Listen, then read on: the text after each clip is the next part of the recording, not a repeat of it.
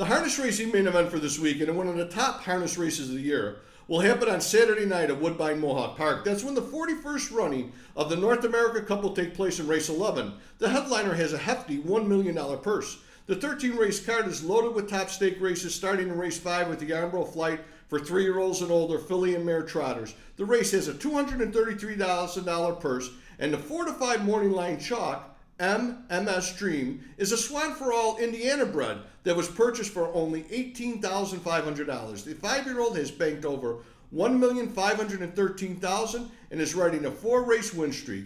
Carded in race 7 is the Good Times for 3-year-old Colton Gelding trotters, and it has a $225,000 purse. Highland Kismet is the 6-5 morning line chalk, who's riding a 2-race win streak and will be steered by Bob McClure. The Pennsylvania bred by Father Patrick has only raced 4 times. All of those as a 3-year-old. Hasn't missed hitting the board this year and has taken 3 pictures in his young career. The Fan Hanover for 3-year-old filly Pacers rolls in race 9. It has a $425,000 purse. Heading the field are Geocentric, the Brian Brown entry, who earned over $556,000 as a 2-year-old, and has Tim Tetrick between the pipes. My Girl EJ, the Ron Burke pupil, has won her elimination with a big mile starting from post 7, and she will be driven by Dexter Dunn. It's a Love Thing, who came second in Hurley Limb, starting from post 9, and now draws the rail.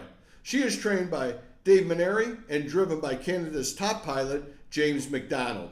In race 10, the 3-year-old and older filly and mare pacers compete in the Roses Are Red final, which has a $305,000 purse. Trainer Chris Ryder's 4-year-old Twin B Joe Fresh has earned over $1,546,000, recording 21 wins in 30 starts, and the 4-5 morning line chalk is a monster on small and large ovals. Last, but certainly not least, is the North America Cup. The Herbert Howland trainee, Captain's Quarters, was the fastest elimination winner as he stopped the clock in 1:49.1 with Jody Jamieson between the pipes.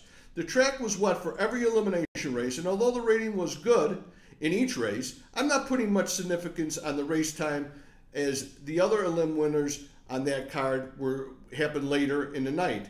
Anyway, from a handicapping standpoint, race time only means so much. That's not to take anything away from Captain's Quarters, who has big speed and finished off the mile with a 26-4 final panel.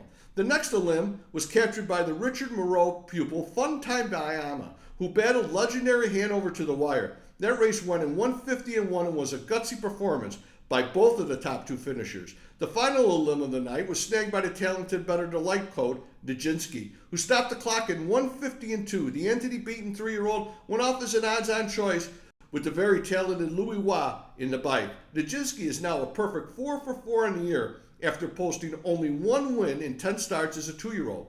The weather looks good for Saturday night, and the field is deep for the main event. I will be back on Saturday with some handicapping thoughts on the big night coming up at Woodbine Mohawk Park.